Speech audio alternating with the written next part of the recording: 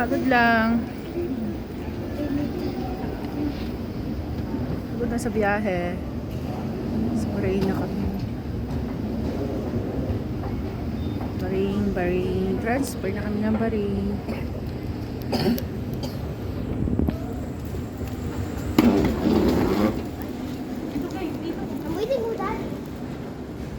Ito ang airport Bahrain. Parang nabago tong.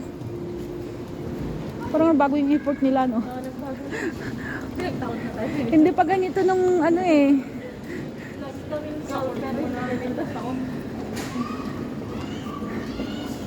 3 years ka lang na hindi umuwi, nagbago na agad.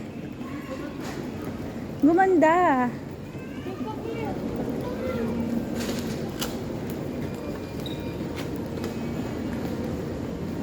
Tapos, saan tayo?